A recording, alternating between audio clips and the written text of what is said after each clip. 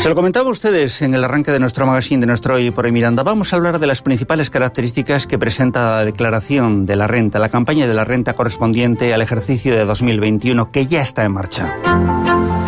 Y para ello, una vez más, hemos reclamado la presencia en los micrófonos de la cadena SER de nuestro asesor fiscal de cabecera. Andrés Alonso Castillo, ¿cómo estás? Buenos días. Hola, buenos días. Muy bien, gracias. Andrés, como siempre, encantado de saludarte. Vamos a ver si somos capaces de explicar de forma que entienda absolutamente todo el mundo lo que nos espera. Ya sabes que la primera pregunta casi es de manual. ¿Esta campaña que está iniciándose ya presenta alguna novedad respecto a la de ediciones anteriores? Bien, sí que es verdad que presenta alguna novedad, porque ya, como sabrán muchos de nuestros radioyentes, hubo unos presupuestos que logró firmar y llevar adelante nuestro gobierno de coalición, pero sí que es verdad también que viene muy matizada, quizás también por la pandemia y más ahora con la guerra de Ucrania que tenemos, con lo cual los cambios fiscales sí que hay todos los años hay algunos, pero no son de mucho calado. Lo que sí que quería hacer nuestro gobierno, y es normal también, era subir un poco los ingresos públicos para compensar nuestras tasas de deuda pública que son fortísimos. Quiero recordar aquí como entorno un poco, para luego entrar más de lleno en lo que es la declaración de la renta, que somos uno de los países del mundo que más deuda pública tenemos en cuanto al porcentaje sobre nuestro PIB, y también uno de los países que tenemos mayor deuda per cápita en función de la población.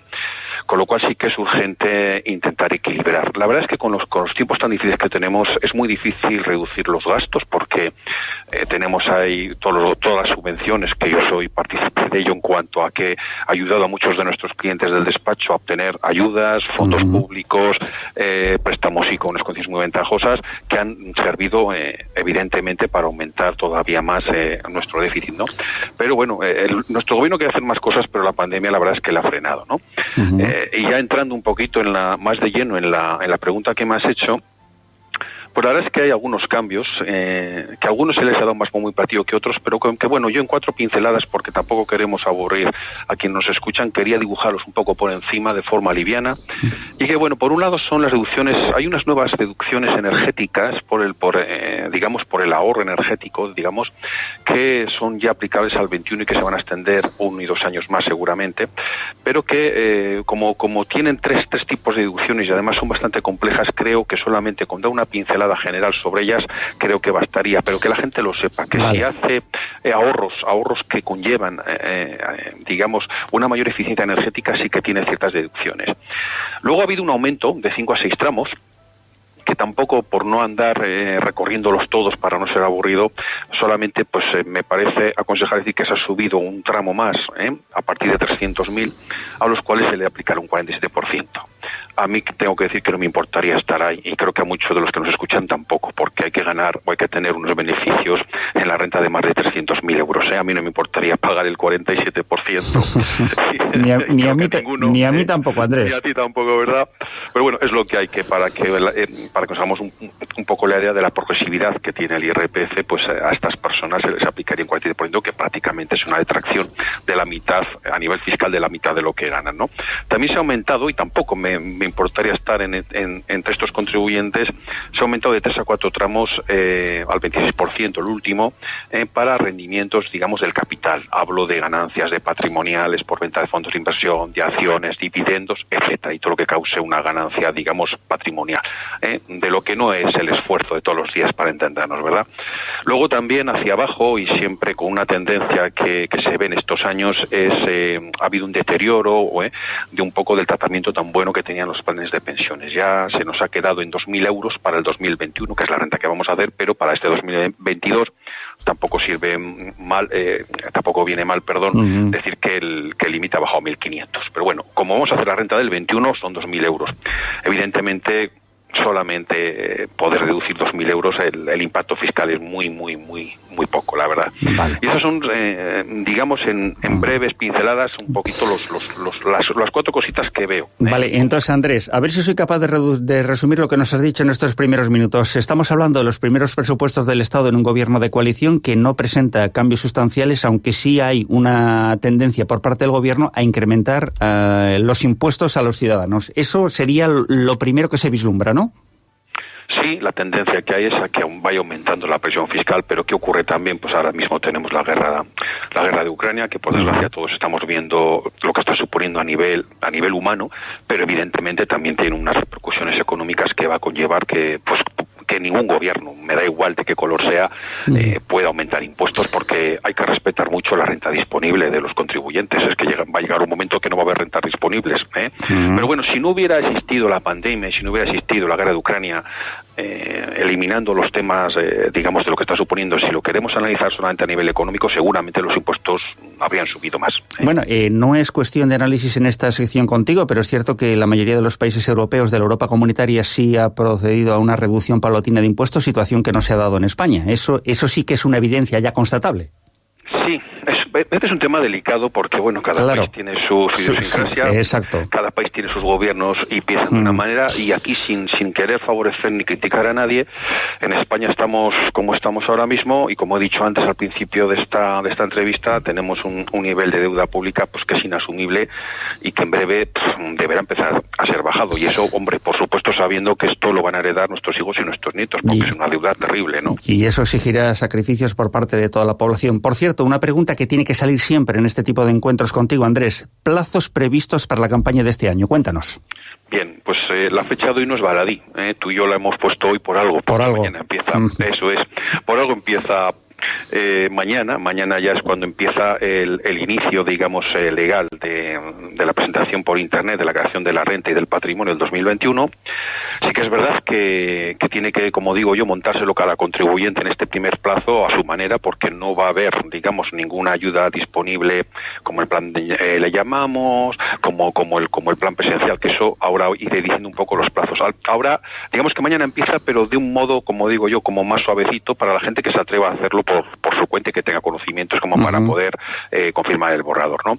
No es hasta mayo, hasta el día 3, cuando ya se puede pedir cita previa, como otros años, no hay ningún cambio ahí, con el plan le llamamos, que lo que hace Hacienda es ya empezar a concertar citas tanto por Internet, por app o por teléfono. Y el 5 de mayo sí que empieza ya, digamos, un poco la renta de verdad, ya empieza el plazo para elaborar, digamos, la declaración por vía telefónica, ¿no?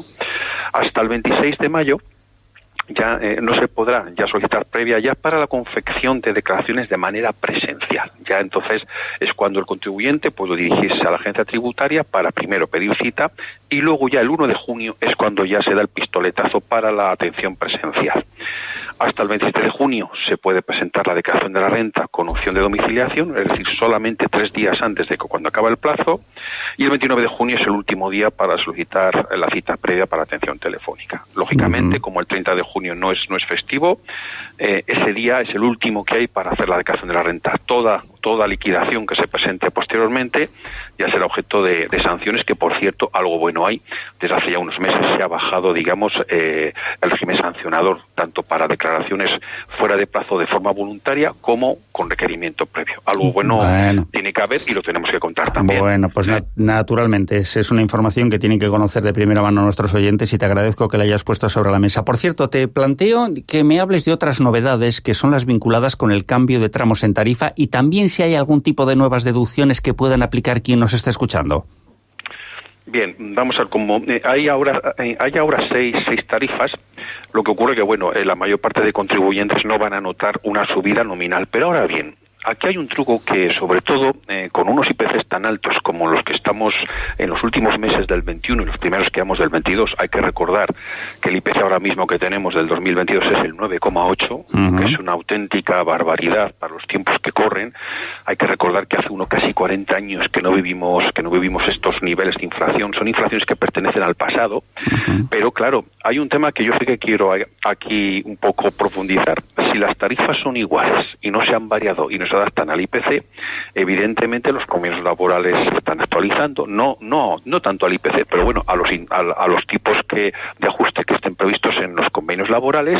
Ganamos nominalmente más, pero las tarifas siguen siendo igual. Con lo cual, aunque no haya cambio de tarifas o sean mínimas, en el fondo sí que las hay, porque ya llevamos muchos años que no se están actualizando con respecto al IPC, y ha habido años que no ha habido mucha subida, y esto era una cosa que se perdía, pero ahora no, estas subidas lógicamente son muy fuertes y las tarifas siguen siendo las mismas porque no se deflactan, no se actualizan. Andrés, para que nos entiendan los oyentes, como no se ha procedido a la actualización, quien gana es la banca, en este caso Hacienda, ¿no? Sí. Vale. Aquí no hay matiz. Uh-huh. Luego, en cuanto a deducciones, un poquito eso, lo que hemos comentado, hay unas deducciones energéticas que son nuevas de este año, que la verdad que no se le ha dado mucho bombo y platillo, pero que bueno, gente que esté interesada en optimizar un poco el tema energético, que ahora está de moda, pues ser más eficientes a nivel energético, que sepa que sí, como una serie de requisitos en cuanto a cantidades, en cuanto a formas de pago, en cuanto un poco la forma como se hace. Hay 3 tipos de deducciones, unas más potentes, otras menos, pero que todas pueden ayudar al contribuyente.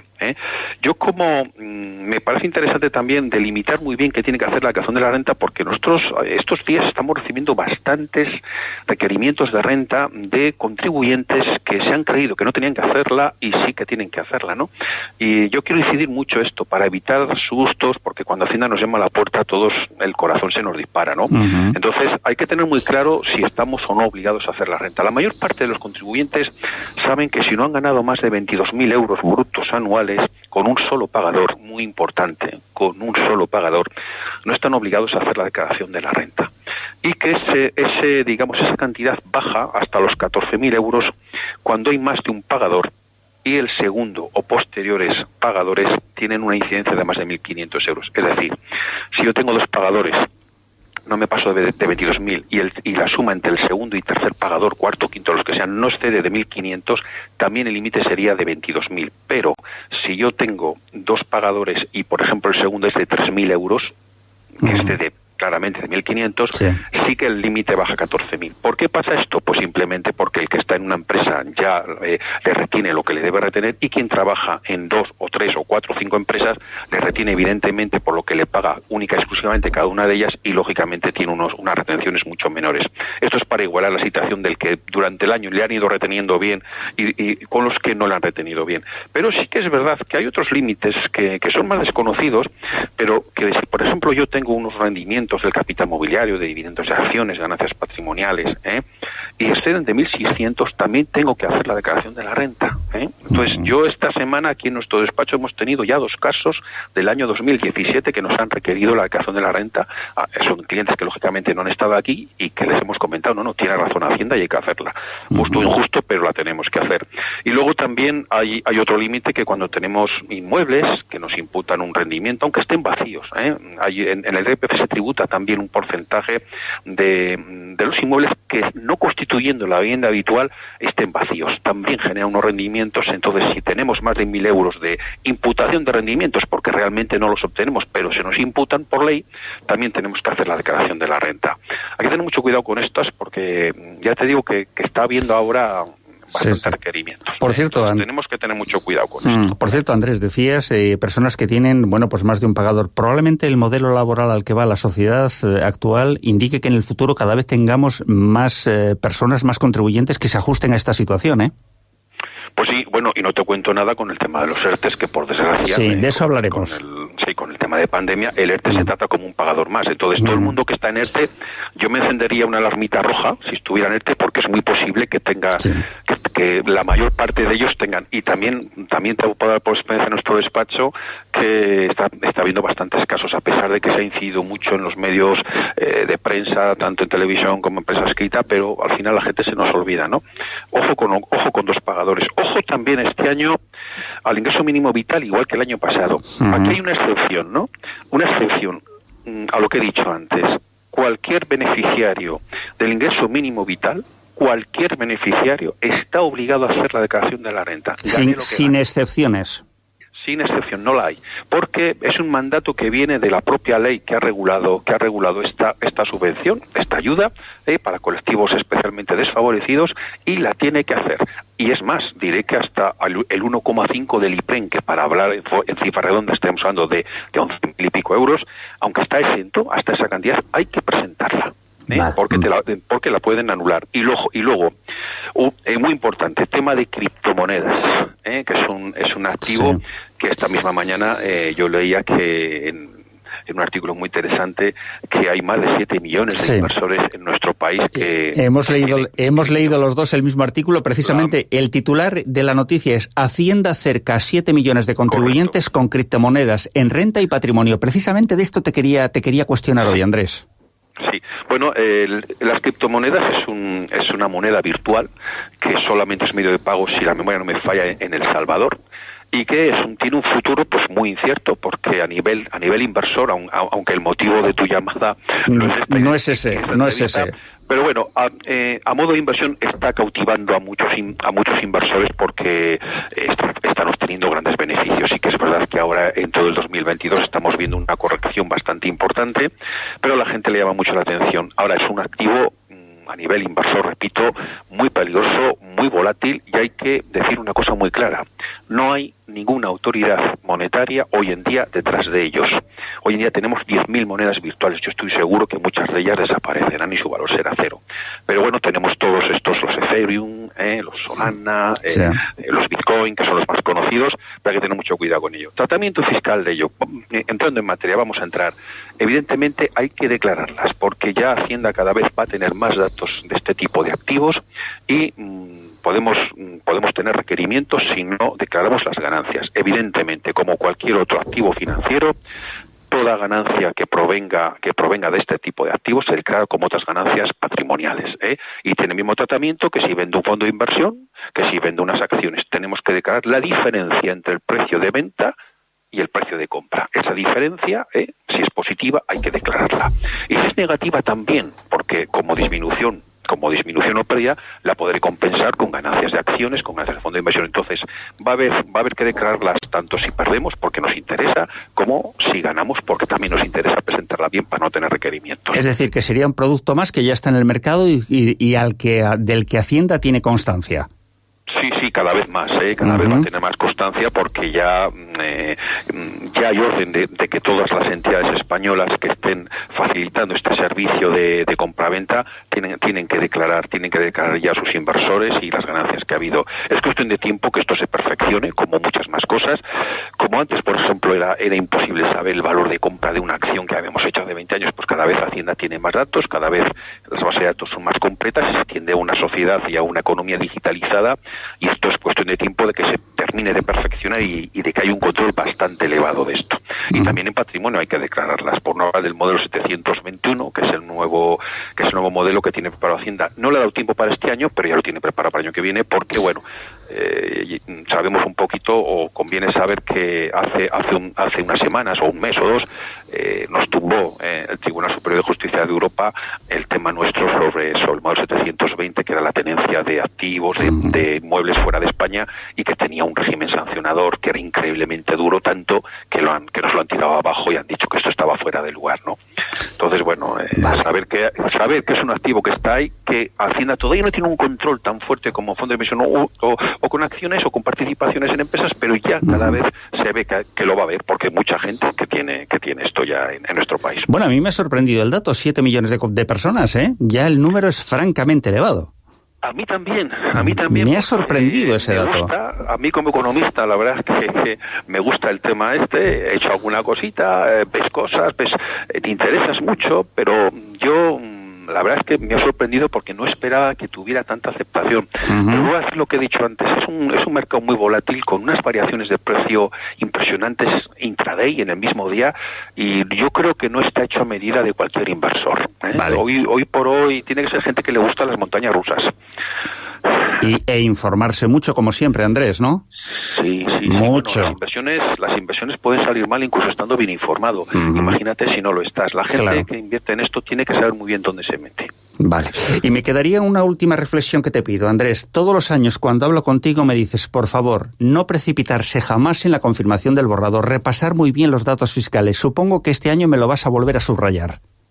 Sí, es que es vital. Es que todos los años nos pasa, siempre tenemos unas cuantas declaraciones de renta que están mal hechas. Muchas veces a favor y también en contra del propio contribuyente. Lo que pasa es que cuando el contribuyente se equivoca en su contra, pues esto no se sabe, porque como es normal, Hacienda no te va a decir que lo has hecho mal en tu contra, pero sobrevienen situaciones que un año te vienen y te enseñan la del año anterior y dices, pero ¿qué has hecho? Si has presentado una declaración mal, te has ahorrado el precio de los honorarios de un asesor, pero es que has perdido 500 euros, has perdido 800 euros y no te has dado cuenta. Hay que hacerte una rectificativa, tal, porque estás perdiendo dinero. Entonces, yo en definitiva sí que, la verdad, que podrá pensar mucha gente, claro, como estás hablando en tu favor, ¿quieres que vaya a una asesoría a hacer la renta? No, que si no se trata de eso, se trata simplemente que el contribuyente, que no se vea especialmente preparado, porque no todo el mundo lo estamos, para comprobar bien los datos fiscales, para saber si tenemos derecho a todas las deducciones. Hay un montón de deducciones fiscales hoy en día, tanto a nivel estatal como a nivel autonómico propio. Aquí en Castilla y León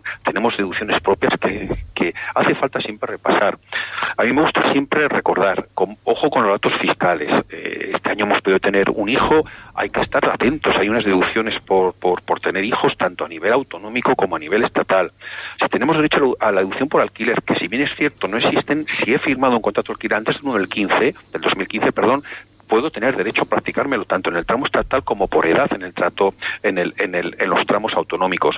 Podemos seguir haciendo por vivienda. Hay un régimen transitorio si compramos la vivienda y dedujimos antes del 1 de enero del 2013. Tenemos que probar deducciones por guardería, deducciones por cónyuge a cargo con minusvalía, por hijos a cargo, etcétera. Hay un montón de deducciones porque el tema es más complejo de lo que parece y hay que hacer un buen repaso. Ahora bien, si estamos seguros de que los datos fiscales son correctos y que el borrador es correcto, no pasa nada por confirmar, pero tengamos cuidado porque a veces sí, pero Andrés, vamos en contra de los propios intereses. Yo me he encontrado con muchas personas en la calle, con las que he hablado, que me dicen, hombre, si me viene la predeclaración de Hacienda hecha por Hacienda, se presupone que está bien y simplemente la confirmo. Y a veces no miran prácticamente lo que viene, salvo si le toca pagar o devolver. Eso sí me he fijado en varios casos, ¿eh?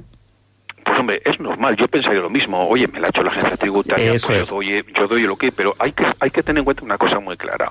Y además viene claramente establecido en los propios datos fiscales a los que nos deja acceder la agencia tributaria. Esos datos no vinculan a Hacienda para nada. ¿Qué quiere decir esa frasecita que nos sale? Sí. Pues que si hacemos los datos y nos fiamos exclusivamente de los que nos da Hacienda y hay un error, lo asumimos nosotros. Hacienda no le vincula. Eso te lo da, digamos, para facilitarte el proceso de tu declaración. Pero el contribuyente tiene que saber si falta algo, si hay que añadir algo. Sí que es verdad que cada vez vienen mejores, no nos vamos a engañar. Hay que respetarlo, que cada día vienen mejor y con menos errores. Pero siguen viniendo y en todo caso tenemos que mirar si tenemos, porque en muchos casos, por ejemplo, el sindicato nunca suele venir. Pues si nosotros estamos pagando una cuota sindical, el contribuyente tiene que saber que es un rendimiento deducible de los rendimientos del trabajo, con lo cual vamos a meter ese gasto. Como el ejemplo que he puesto antes, oye, podemos mirar si tenemos una empleada del hogar y si es deducible. Podemos tener una minusvalía este año que no está todavía en la Administración de Hacienda, vamos a meterla. Hay muchos datos, en definitiva, que tenemos que estar muy atentos y saber nuestra situación antes de precipitarnos, porque es que luego ya no es que no se pueda arreglar, si nos hemos equivocado en nuestra cuenta se puede hacer una declaración rectificativa, pero ya los procesos se alargan, hay que demostrar por qué lo hago y nos pueden tardar meses. Y si he obrado en mi contra y presento una complementaria, si está fuera de plazo, evidentemente va a haber sanciones también. Entonces, conviene no precipitarse. La renta empieza mañana, pero no acaba mañana. Acaba el 30 de junio. Con lo cual tenemos tiempo para ver bien las cosas. Tenemos tiempo. Pues Andrés Alonso Castillo, de verdad, como siempre, ha sido un enorme placer. Gracias por estar con nosotros, por ilustrarnos sobre las características que presenta la campaña de la declaración de Hacienda correspondiente al ejercicio del año 21 que comienza ya. Andrés, ha sido un placer. Pues también para mí. Muchas gracias por contar conmigo. Un abrazo fuerte. Un abrazo, gracias.